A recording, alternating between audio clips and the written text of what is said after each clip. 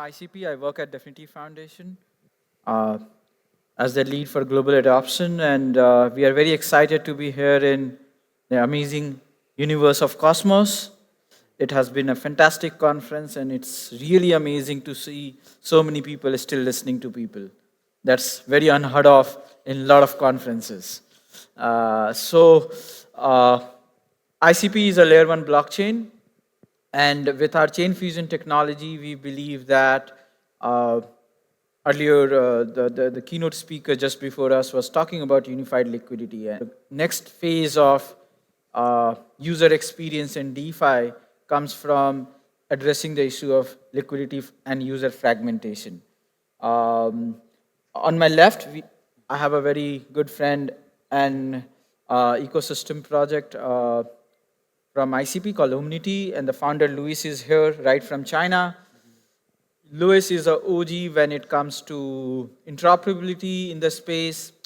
In past, he has built Octopus protocol in Near Foundation, and then he has also worked in Cosmos ecosystem with the IBC team for a long time. And then, of course, Sunny doesn't need any introduction anymore in this space, so I'm not going to waste my time on that. The panel today is about Bitcoin cross-chain. I will let, before we start, I will let Louis speak a little bit about Omnity, the Omni chain that he's building, and why he's building it and what it is. And then we will open up for the questions for this panel. Hi, everyone. I'm Louis from Omity, and last year I joined Cosmoverse in Istanbul. At the time, we are called Octopus Network, and we bring the idea of adaptive IBC. Before that, we have been working on IBC, let's say heterogeneous chain IBC for a while, and we realized that the major headache to make IBC everywhere is actually it's not on the other side. The headache is on the Cosmos side, but we cannot just permissionlessly deploy a different type of light client and then make it work with the IBC framework on Cosmos chain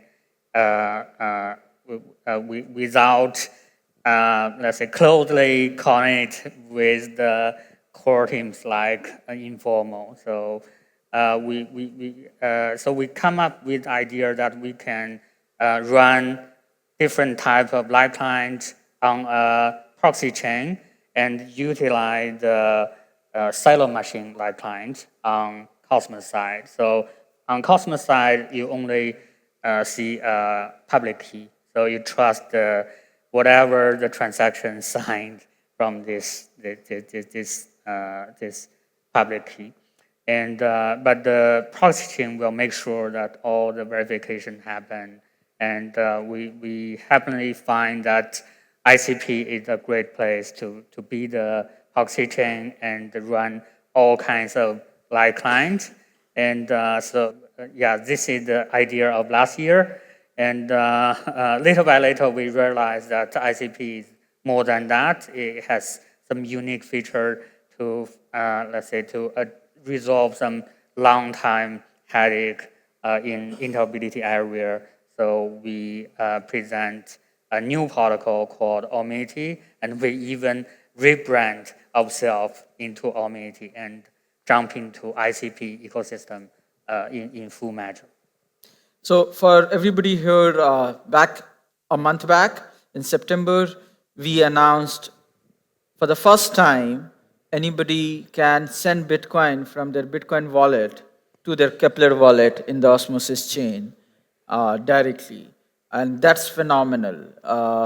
So with that note, I want to open for the first question. Let's address the elephant in the room, which is WBTC. As of now, Osmosis, 90%, 95% of assets, Bitcoin assets are in WBTC. So Sunny, the question to you is, what's your take on WBTC and why you chose something called as CKBTC? And yeah, so I think WBTC, Wrapped Bitcoin, is I mean, it's probably been one of the most important products in the space. Like I mentioned yesterday, I've been a big believer in Bitcoin will be the primary asset used in DeFi, and I think WBTC it showed the demand for that, right? You go on something like Aave, right? I think it's like the third most, lent asset on Aave, and so there's like clearly a lot of demand to use Bitcoin in DeFi, and WBTC came out like I don't know 6-7 years ago at this point, and like it's a very centralized solution, but it showed that there's demand to do this. But it's very centralized, and we saw that like just very recently there was a shift in like corporate structure behind WBTC, which is like it's scary, right? Because it's like this asset that like whatever $15 billion like asset that like can just change its corporate entity. But the other is that like there's no way for a normal user to go mint WBTC. So if you have Bitcoin on the BTC on the Bitcoin chain or on some exchange, you can't go mint WBTC and use it in DeFi.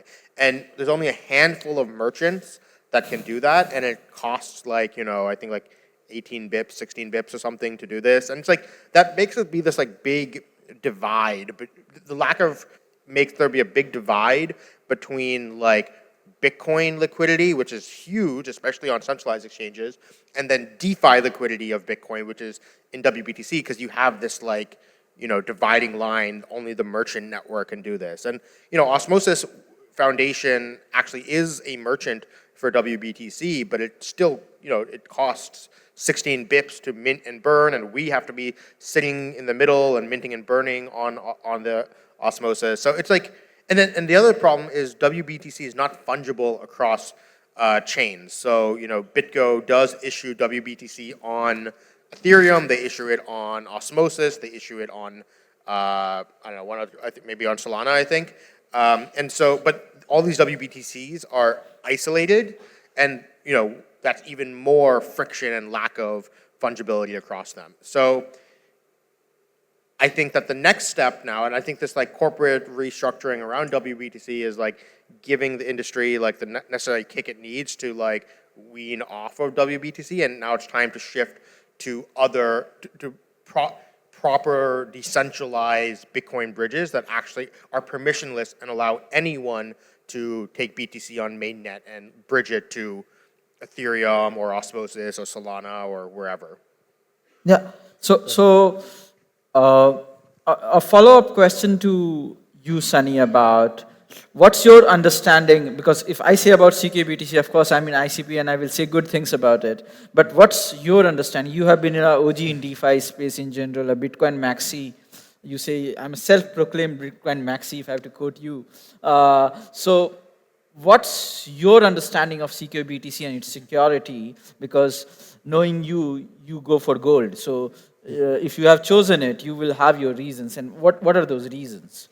Yeah, so I can kind of like maybe put it in a couple of like a taxonomy of decentralized Bitcoin bridges, or let's say quorum-based decentralized Bitcoin bridges. So on one hand, you have these like super centralized Bitcoin bridges like WBTC. On the other hand, now you're starting to see some of these like more trustless but more complex Bitcoin bridges using like BitVM and all this stuff, and a lot of these Bitcoin L2s are doing that, but it's much more experimental. It's like they're very slow and expensive right now. So right now, I think the best that the gold standard right now is on some sort of quorum-based system, right? You have a very large multi-sig, 100 people or whatever, and then they're custodying Bitcoin in a multi-sig. Now you kind of have two models of doing this.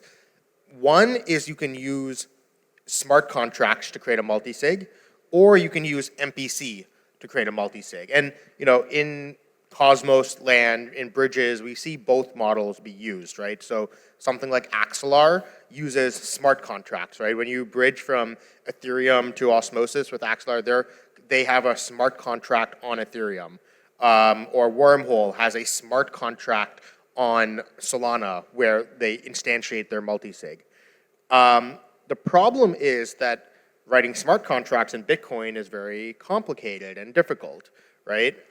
And that's not to say it can't be done. So, one of the other Bitcoin bridges we work with, Nomic, they're one of the, I would say, one of the first to build a large multi-sig in Bitcoin script. And they did all this very fancy Taproot based contract and all this stuff. And it works, right? But the problem is it's very Bitcoin specific. It's only they took advantage of a lot of the new developments in Bitcoin that came out over the last few years, which is cool, but that means it's also not repeatable for different things, right? We can do it for Bitcoin, but now you have to write a new smart contract for Litecoin and Dogecoin. You have to write a new smart contract for Ton. You'd have to write a new smart contract for whatever you're trying to connect to. The nice thing about the MPC approach is I kind of talked about this in my Polaris talk yesterday as well, right? Which is we are trying to avoid writing smart contracts in a bunch of different places because it's just not scalable. The nice thing about MPC is it's a very reusable infrastructure that you can, almost every blockchain today uses some form of ECDSA signatures, and you can reuse the MPC system to custody assets on a bunch of different chains. And so what ICP basically did was they built a MPC custody system in the blockchain itself, right? And they're not the first to do it. I would say probably the first to actually do this is Thorchain, another Cosmos chain. But Thorchains is a very application-specific way of doing it. They they use MPC on a bunch of different chains to custody assets, but the only thing you can do with it is Thorchain stuff. You can do swaps or LPs, right? What ICP was the first to do was take that MPC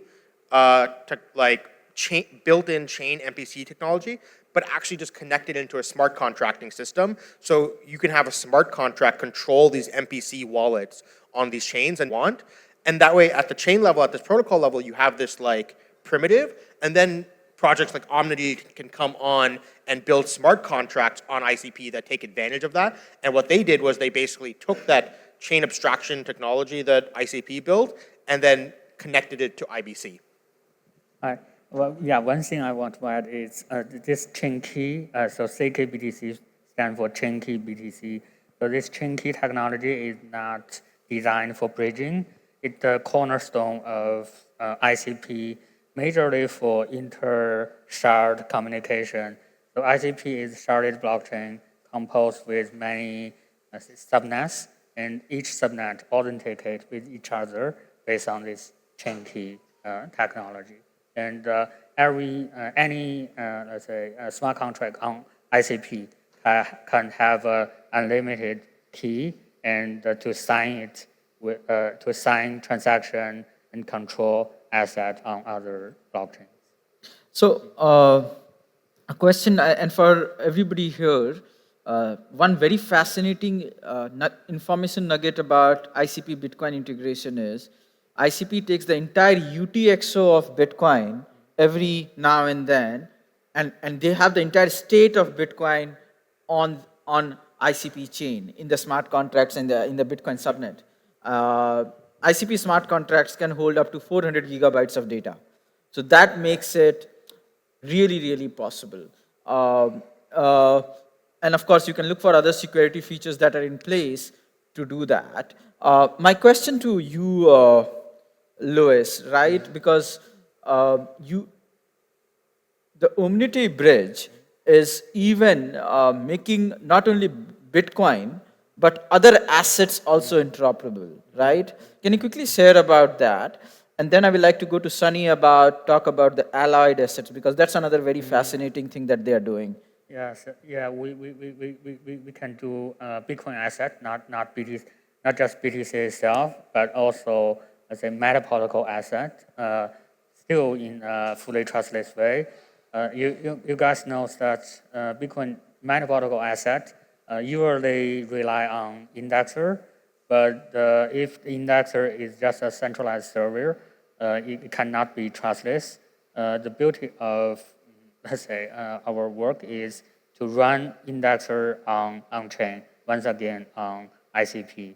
So just like Bitfinity Foundation did, it can maintain the whole Bitcoin state on inside a smart contract on ICP. It takes about gigabyte on-chain state. It's horribly large for other blockchain, but it's possible on ICP. What we did is to transplant the ORD indexer, which ordinals and runes Mana protocol rely on. We run ORD indexer inside a smart contract on ICP. It only takes a few gigabytes, but it's still the only decentralized indexer out there. So what? Yeah, so I just add, like, that's actually really fascinating because, like, you know, a lot of Bitcoin bridges, right, they don't understand the difference between different, okay, how ordinals and BRC20s work is they're kind of this like meta protocol on top of UTXOs, and they look like a Bitcoin. If you're not running the right indexer system, they look like a Bitcoin, right? And that's why, like, if you're ever doing anything with like ordinals or runes or BRC20s, make sure you're using a proper Bitcoin wallet that understands these, right? You should go use like Xverse or Unisat or Lether or something, because if you accidentally try to like import that Bitcoin wallet into a wallet that doesn't understand ordinals, and you just try to send a Bitcoin, you might be trying to send like, 5 cents of Bitcoin, but you accidentally sent your like $5,000 ordinal, right? So you want to really be careful of that. And the problem is most Bitcoin bridges are probably not running like ordinals indexers on top of it, right? And so they might actually be holding ordinals or runes or something, but they don't realize it, and their protocol isn't designed to do that. What's cool about how like the ICP model works is that because the bridge, ICP itself is not running the bridge, right? It's just providing a key for smart contracts to custody assets, and then you can upgrade the Bitcoin, the Omity contracts, right, are what actually acting as the bridge, and they can upgrade over time. So when ordinals come out, they can upgrade to be like, hey, we're going to add ordinal indexing into the smart contract, so that way we don't accidentally spend these ordinals instead of Bitcoin. So this is like, it's very cool of this like separating the bridging logic into a smart contract layer separate from the custody system. So what it means for Cosmos ecosystem and other ecosystems that Omity has integrated now, starting today, or it has been live for a few months now already, you can have all sorts of bits into your chain, in any chain in Cosmos, and that's pretty fascinating. And that can be facilitated easily through the Osmosis route. You can get Bitcoin, you can get all the ordinals, runes, whatever it is, and this unlocks, I think, huge possibilities for the Cosmos ecosystem in terms of growth and adoption, because new layer ones coming on Cosmos Hub can actually leverage this and grow from it. Sunny, question for you. Ever since I heard about Alloyed assets, right? I think it was 3-4 months back when we were having conversation, and it is a very fascinating way of understanding and minimizing exposure to this. And I think you told me this learning came from your exposure to Terra Luna, I think, somehow. So will you like to share more about Alloyed assets and what it is? And now the CKBTC is part of Bitcoin Alloyed asset on the governance approved it, so it's there. So what's happening there? Yeah, so alloyed assets came from, in Cosmos, we went through this like Terra collapse, and that was a sort of what more came of this is like, okay, don't put all your eggs in one basket, right? We kind of put all of our eggs in one stable coin, and the same thing is true for bridges, right? Like, don't put all your eggs in one bridge. And so what we came up, we're like, okay, right now, for example, or until, a few months ago, the primary ETH in Osmosis and Cosmos ecosystem was Axelar bridged from mainnet Ethereum, right? And Axelar has, done a great job. They've had no like critical issues and anything. So, very happy with that partnership. But it's like, once again, don't put all your eggs in one basket. And so we wanted to diversify our bridge risk, right? Don't like, if Axelar gets hacked, how do we make sure that literally all of our like bridge TVL doesn't get wiped out all at once? And the other thing that the other problem we wanted to solve was this like UX issue. So, when we started, almost all the ETH that was being bridged was coming from mainnet Ethereum. But since then, L2s have become, very popular. And we used to get a lot of problems where people are like, hey, I'm trying to bridge ETH from Polygon, but I'm sending it here and it's like not fungible. And like, what do I do? And, you look at what centralized exchanges do. They actually, if you go on Coinbase, you can deposit ETH. You can also deposit it from Polygon or Arbitrum, Base, Optimism, right? They have a set of like L2s that they consider trustworthy and allow you to deposit withdraw from. And what's really happening is under the hood, Coinbase is maintaining a basket of a couple of these different forms of ETH and to facilitate deposit withdrawals. And then they're just like balancing it in the back end. And we're like, okay, well, if we want a DEX to compete with a centralized exchange, we need to match that UX. And so Alloyed Assets was basically taking this basketing concept and putting it on-chain, transparently, publicly visible, with publicly visible risk parameters. So the basket of ETH on Osmosis now, it consists of bridged Ethereum from mainnet, but also from Arbitrum, Base, and Polygon. But it puts caps and it says, hey, Arbitrum ETH can only be a maximum of 5% of the alloy. Base ETH can only be a maximum of 5%. Polygon ETH can be a maximum of 5%. So that way, even if one of those, less secure chains than mainnet Ethereum gets hacked or something, yes, that worthless ETH might flood in, but only to like, the losses are capped at 5%, and that is something that the Osmosis community pool or something can insure, or the bridge provider can insure and like cover the losses. But it prevents the entire system from being wiped out.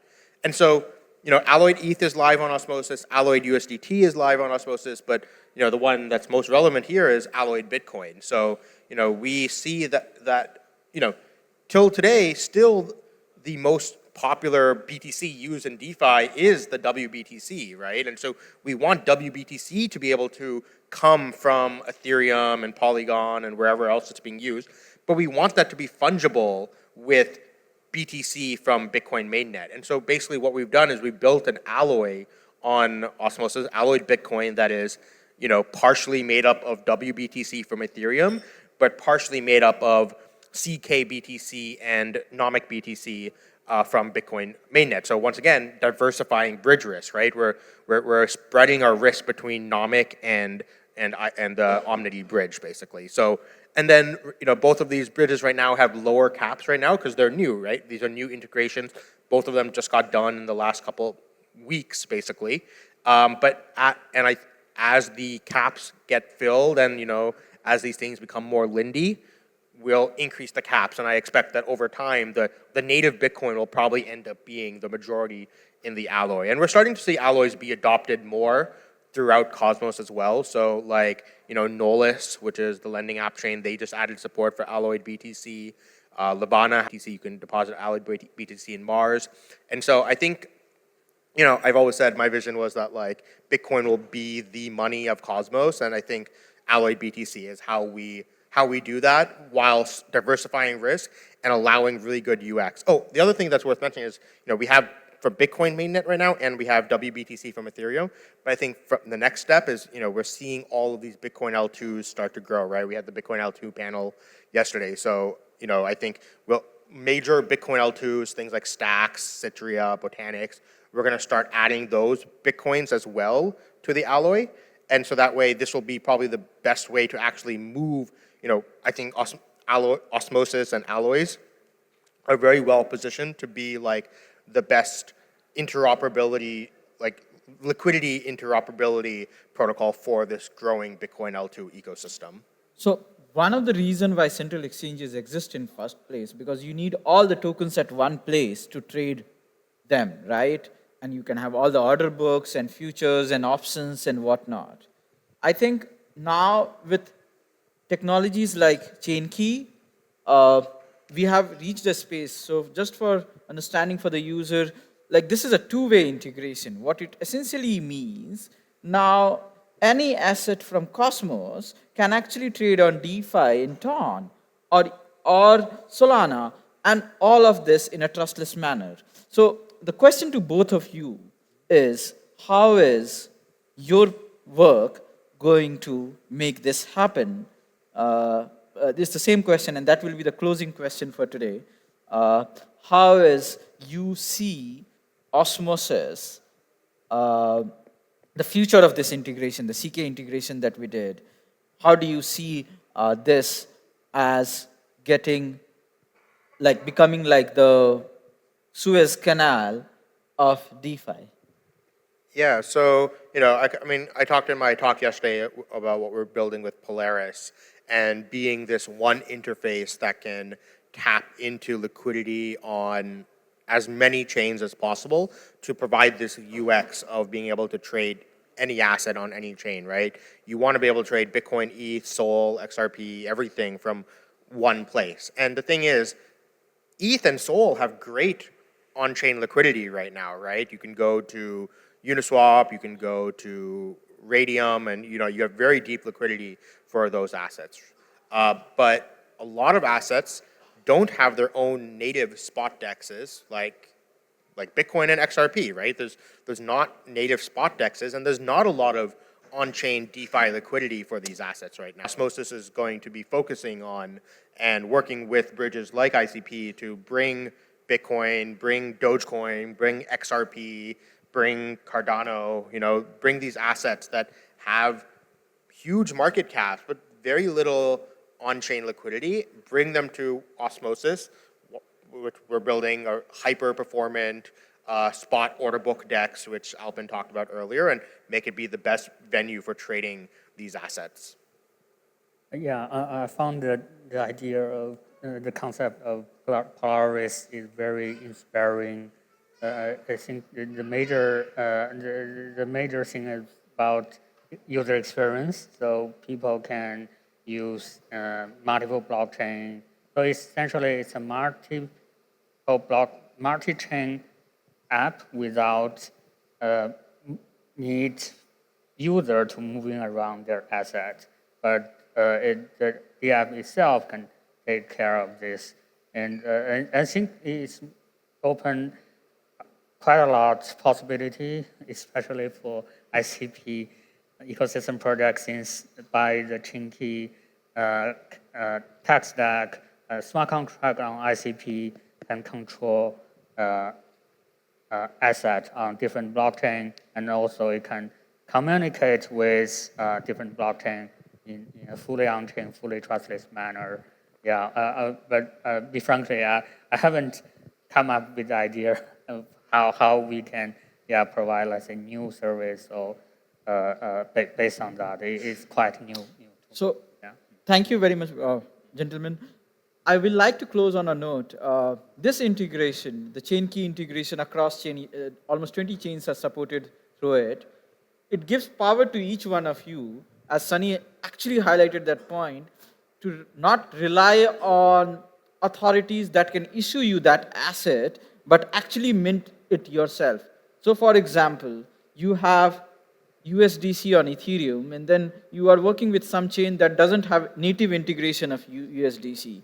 You can actually go and mint USDC by locking your own USDC on Ethereum, say for example on ICP, and mint that stable coin there and use it for DeFi there. And you can do it for all the tokens. You can do it for your meme coins, and the very important use case for the meme coins, summer or winter, whatever it can be, is meme coins are heavily reliant on central exchanges for their adoption. Now, when you launch a meme coin, say for example in Solana, they can go and list in Uniswap, and tap into the use of this technology. And that's an interesting paradigm. On that note, I would like to end this. You have been an amazing audience. Thank you very much for having